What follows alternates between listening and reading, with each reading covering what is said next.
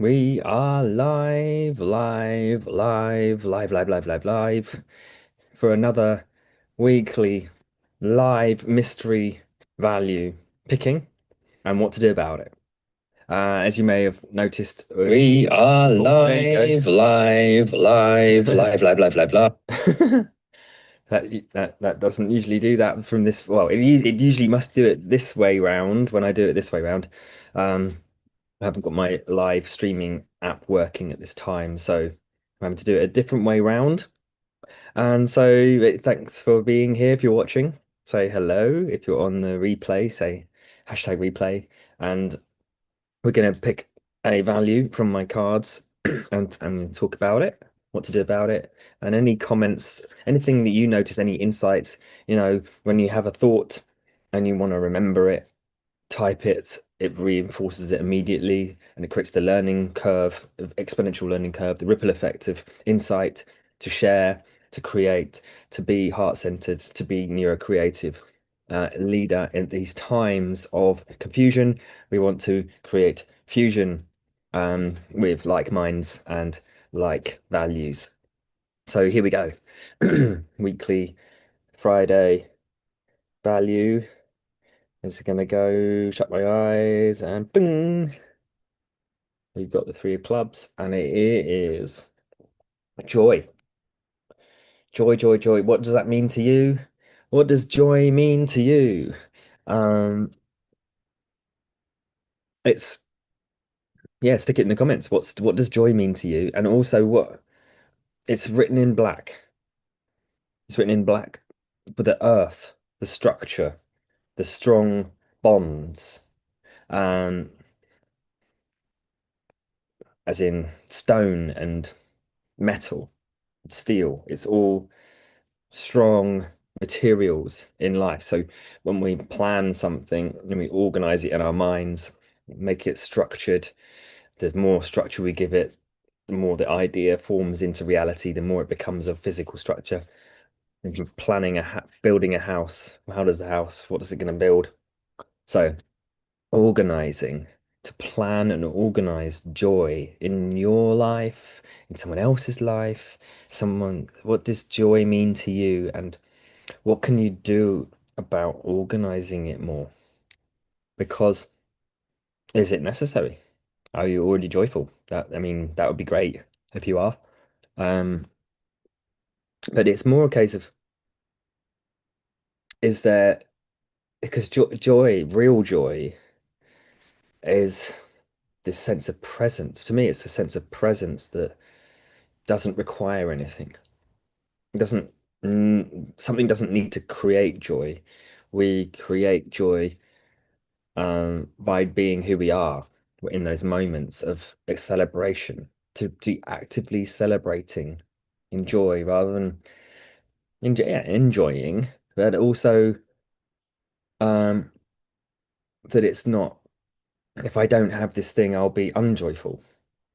This is core purpose values, but music brings me joy, but I can also imagine music or dancing, and that brings me joy too. So, because some things we do to create more joy in our lives that we're attached to the pleasure of what would, what we would enjoy.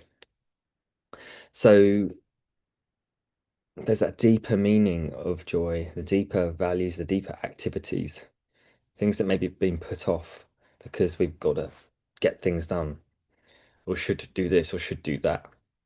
Is it the little, is it the little things in the day, or saving up for that bigger celebration at the end of the day, or end of the month, end of the project? Or how can the pieces of the how can the pieces of the project be savored so we have more joy or less stress in our lives? Like, I've got to get to this next bit. What about right now? What am I enjoying about this? What are you enjoying about what you're doing today? And can you bring more to it if necessary? Just to, well, what's life about if it's not to be present to even challenging behaviors, challenging tasks, challenging conversations. Wouldn't it be joyful to just have that conversation done? Um, in ways in which comes up with an outcome. Maybe uncertainty causes the worry about that, or the fear of getting it right, getting it wrong. Um, but yeah, what's coming up for you? This organizing joy to me is, one of the things of creating the cards was to organize a way to remind myself of values so I could give up alcohol at events and still go and enjoy myself. And that urge that I'm not good enough to be joyful around people that are drinking without craving or wanting to feel like I need one too, was that sense of organizing that system to until it's become automated. I can go there now and I don't even think of it. But it required for the habit change to occur. So my subconscious was like, "What are you doing? Do the thing you usually do, and or don't be okay with not saying anything and feeling awkward for a bit whilst navigating the feelings of wanting to drink or be a certain way or be not caring what or noticing about the thoughts of what does this person think of me if I'm like this or like that, that can come about naturally. Uh, and now that's I've organized that so well that I can do that and enjoy myself and go and do the things I like to do without in the way I want to do them.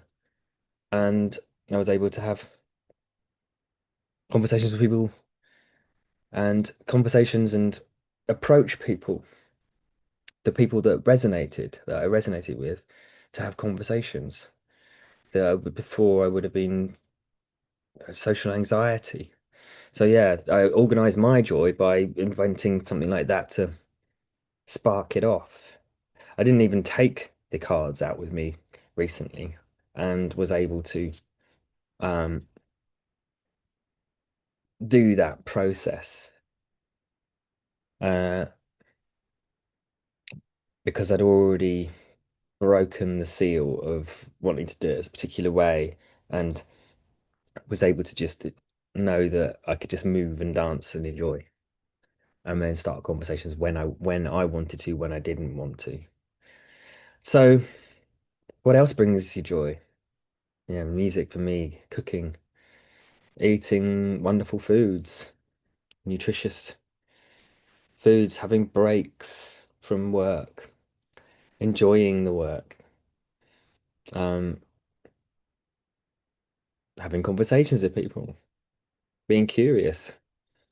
Um, where can there be more joy in your life? And how what steps could it be? If it's a big habit to change, can it be done in smaller steps so that you can get that done? All good questions to ask. Um,